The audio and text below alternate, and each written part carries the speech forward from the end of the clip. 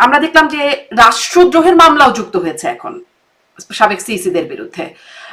রাষ্ট্রদ্রোহের সংজ্ঞাটাও আমি একটু পড়বার চেষ্টা করছিলাম, আর একবার একটু দেখার চেষ্টা করছিলাম কিভাবে আসলে তাদের বিরুদ্ধে রাষ্ট্রদ্রোহ মামলা হয়। সেটি যারা মামলা দায়ের করেছে, মামলা পরিচালনা করবে, তাদের পক্ষেই বলা মানে সম্ভব। আপনারা তবে এতদিন পরে হ্যাঁ, মামলাটা করলেন কেন? বিএনপির পক্ষ থেকে তো মামলা হলো প্রথমে তাদের তাদের বিরুদ্ধে। দেখুন, এটা তো অস্বীকার করবার কোনো উপায় নাই হুম, যে 14, 18 এবং 24 যে তিনটি নির্বাচন হয়েছে, সেই তিনটি নির্বাচন ভয়াবহ রকম কারচুপিপূর্ণ, এবং সেই তিনটি নির্বাচন মোটা দাগে, এবং বিশেষ করে 18 নির্বাচন, হুম, হ্যাঁ, হুম, নুরুল্লাহর অধীনে যে নির্বাচন, সেটি ভয়াবহ নির্বাচন, মানে মধ্যরাতের নির্বাচন। সেই নির্বাচনে তো আসলে বিএনপি অংশ নিয়েছিল, তাই না? তো এই তিনটি নির্বাচন বাংলাদেশের ইতিহাসে কলঙ্কিত নির্বাচন। এবং এই তিনটি নির্বাচন কমিশনের অধীনে এই তিনটি নির্বাচন হয়েছে, তারা কিন্তু প্রত্যেকেই শপথবদ্ধ কমিশনার যে তারা বাংলাদেশে একটি প্রত্যক্ষ ভোটে, মানুষের প্রত্যক্ষ ভোটে নির্বাচিত সরকারের কাছে আহ, মানে হুম, ক্ষমতা যাবে আর কি, মানে তারাই মেজরিটি পাবে, কিন্তু মানুষের প্রত্যক্ষ ভোট হতে হবে। যদি নির্বাচন কমিশনাররা তাদের এই শপথ রক্ষা করতে না পারেন, যদি নির্বাচন কমিশনাররা মনে করেন তাদের উপর ভীষণ রকম চাপ আছে, সরকারের চাপ আছে, এজেন্সির চাপ আছে, প্রশাসনের চাপ আছে, তারা সরে যেতেন। তারা বলতেন আমি দায়িত্ব পালন করতে পারছি। এই আমরা চাপের কিন্তু মুখে কি মাহবুব সরেও তালুকদারকে, যাওয়া যায়? কেন নয়, আমরা তো, অথবা আপনারা ওই জায়গা থেকে বসেই তাদের গলা মানে কণ্ঠ রেইজ করতেন। আমরা তো মাহবুব তালুকদারকে দেখেছি, তিনি তার তিনিও তো সরে যাননি, কথাগুলো হ্যাঁ। যতটুকু সম্ভব না সরে যাননি, কিন্তু তিনি তার মাধ্যমে আমরা অনেক কথা জানতে পেরেছি। তাতে কতটুকু লাভ হয়েছে কি হয়েছে সেটা ভিন্ন আলাপ। লাভ হয়নি তাও কিন্তু না, সরকারের বিরুদ্ধে জনমত গঠনে এবং সরকারের এই ধরনের তঞ্চকতা, এই ধরনের কারচুপি ব্যাপারে মানুষের মধ্যে এক ধরনের কনসিয়াসনেস বা অ্যাওয়ারনেস গ্রো করতে ডেফিনেটলি মাহবুব তালুকদারের সেই সময়কার কথাগুলো ভূমিকা রেখেছে, নো ডাউট অ্যাবাউট দ্যাট। তবে রাষ্ট্রদ্রোহিতা দেখুন ইন আ সেন্স, যে এই যে তিনটি নির্বাচন, যে তিনটি নির্বাচনে মানুষ ভোট দিল না, যে তিনটি নির্বাচনে অটো পাসের মতো অটো সরকার গঠিত হয়ে গেল, তাতে বাংলাদেশ আজকে যেই জায়গায় এসে দাঁড়িয়েছে, এই তিনটি নির্বাচনের ভূমিকা আপনি কি করে সেখানে অস্বীকার হুম, করেন? নিশ্চয়ই সেটি অস্বীকার করবার একদমই কোনো সুযোগ নেই। তিনটি বিতর্কিত নির্বাচন, প্রশ্নবিদ্ধ নানানভাবে, সেই নির্বাচন নিয়ে তো আছে। কিন্তু আমি আসলে আপনার আপনি বিভিন্ন সময় তখনও বলতেন, আপনার দলের নেতারা বলতেন, অনেক বিরোধী, তখন বিরোধী পক্ষের নেতারা এটা বলতেন, আপনাকেই উদ্ধৃত করি, যে আহ, দলীয় সরকারের অধীনে ফেরেশতা বসিয়ে দিলেও সুষ্ঠু নির্বাচন করা সম্ভব না। মানে ফেরেশতা তো কোথায় আর নুরুল হুদারা কোথায়? তাহলে তাদের আর কি দায়? আপনি তো আগেই দায় মুক্তি মানে তাদেরকে দিচ্ছেন যে ফেরেশতা হলেও এমন কি সম্ভব না। দেখুন, এটা তো পলিটিক্যাল রেটরিক থাকবেই, তাই না? পলিটিক্যাল বক্তব্য থাকবেই। তবে আমি যদি আমার আসনে বসে আমার শপথ রক্ষা করতে না পারি, তাহলে সবচেয়ে ডিগনিফাইড এবং গ্রেসফুল ওয়ে হচ্ছে আমার আসন থেকে আমার সরে যাওয়া। আমরা তো পৃথিবীর বহু দেশে মন্ত্রিত্বের পদ থেকে মানুষকে সরে যেতে দেখি। ইভেন ট্রেন অ্যাক্সিডেন্ট করার পরে রেলমন্ত্রী তার জায়গা থেকে সরে গেছেন, এই ঘটনাও তো ভারতে ঘটেছে। কিন্তু আমরা কেন জানি সরে যাওয়ার নজিরটা কিছুতেই স্থাপন করতে পারি না। আমাদের যে যেই চেয়ারেই বসি না কেন আমরা গ্লুড হয়ে যাই। আমার মনে হয় বাংলাদেশে সরে যাওয়ার ইতিহাসও বিএনপি প্রথম করেছে। 2022 সালের ডিসেম্বর মাসে আমরা 7 জন এমপি সংসদ থেকে রেজিগনেশন দিয়েছিলাম। বাংলাদেশের রেজিগনেশনের কোনো ইতিহাস কিন্তু নাই। হুম, জি। আহ, তত্ত্বাবধায়ক সরকারের দাবিতে তো আগেও আসলে সংসদ থেকে সরে গেছে আপনাদের সময়ে, যখন দাবি করে নির্বাচন তত্ত্বাবধায়ক সরকার আদায় করার জন্য, তখনও মনে হয় এরকম একটা সংসদ থেকে সরে যাওয়ার একটা নজির আসলে ছিল, তখন কার আওয়ামী লীগ।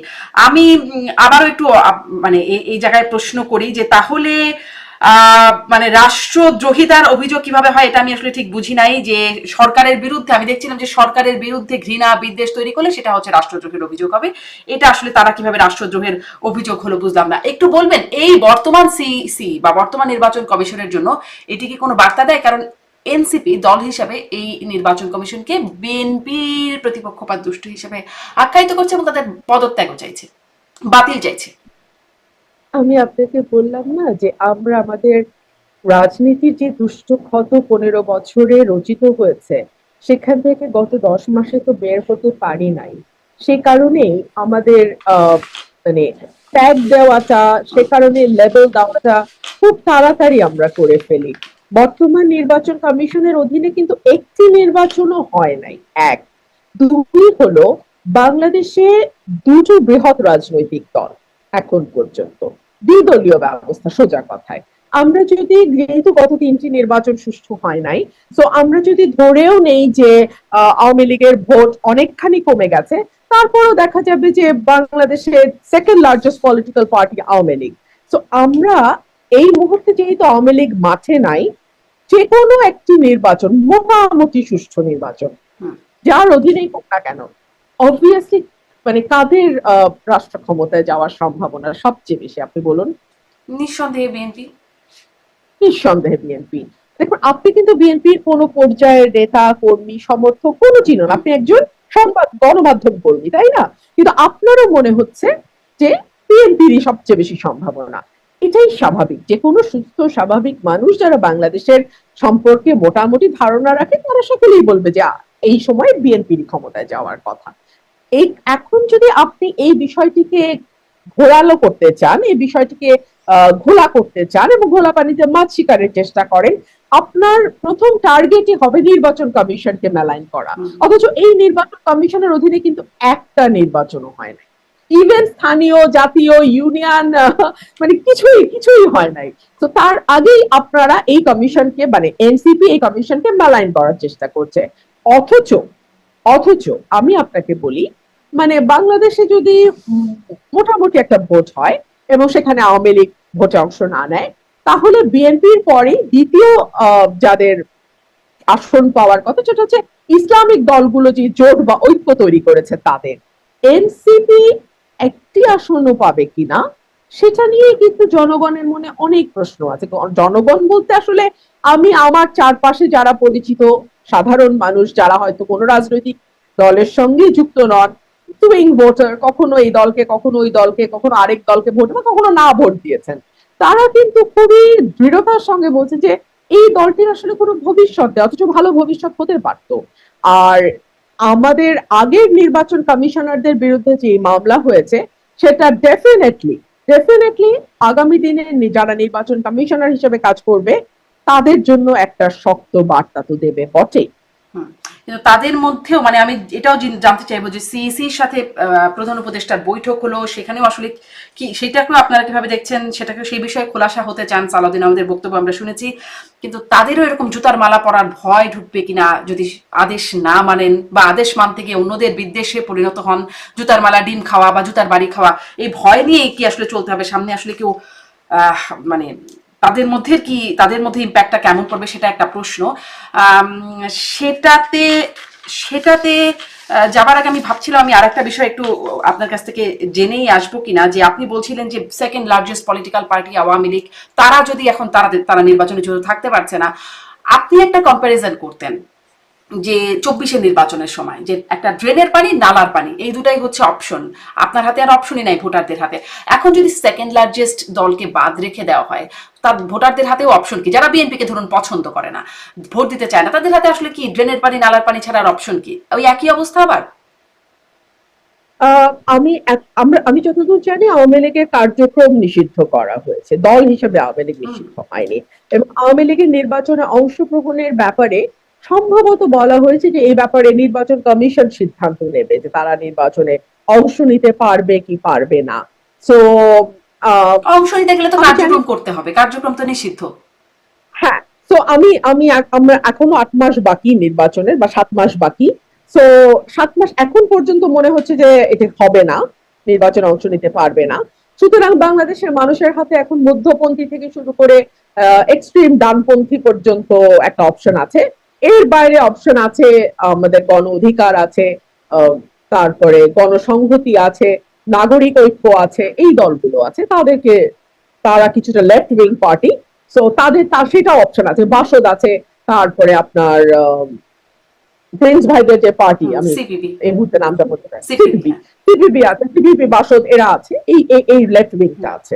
কিন্তু এরকম তো যখন 24-এ নির্বাচন হলো, আওয়ামী লীগ, জাতীয় পার্টি সহ ইসলামী কিছু দল ছিল, এরকম মানে অংশ নেয়া দলের চেয়ে অংশ না নেয়া দলের চেয়ে অংশ নেয়া দলের সংখ্যাগত দিকটা তখনও বেশি ছিল।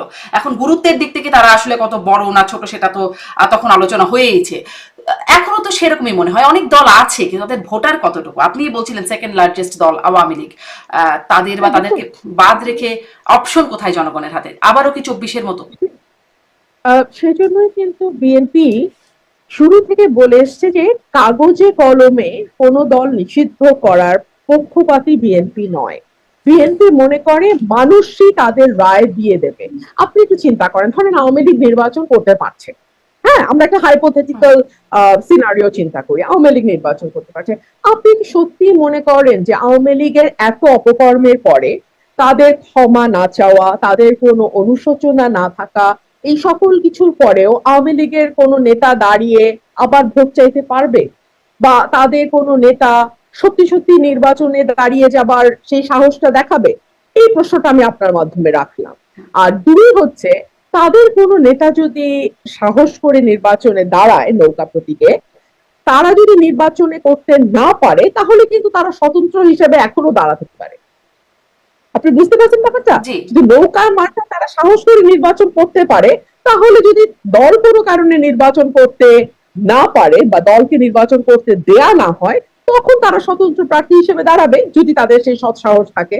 কিন্তু আমি তো দেখতে পাচ্ছি শারমিন, আওয়ামী লীগের নেতারা বিদেশে বসে বিদেশি চ্যানেলে টকশো করা ছাড়া দেশের মাটিতে বসে একজন সুশীল বুদ্ধিজীবী যে আওয়ামী লীগের লেজ ধরে গত 17 বছর আমাদের বিরুদ্ধে যাতা করেছে টকশোতে বসে, এই আপনার আপনার শোতে ঠিক না, মানে অনেক টেলিভিশনের টকশোতে আমরা দেখেছি যে একজন বিএনপি, একজন কড়া আওয়ামী লীগ পদধারী নেতা, সেই সঙ্গে একজন আওয়ামী লীগ বংশীবাদক থাকতো। তো সেই বংশীবাদকটি কোথায় এখন?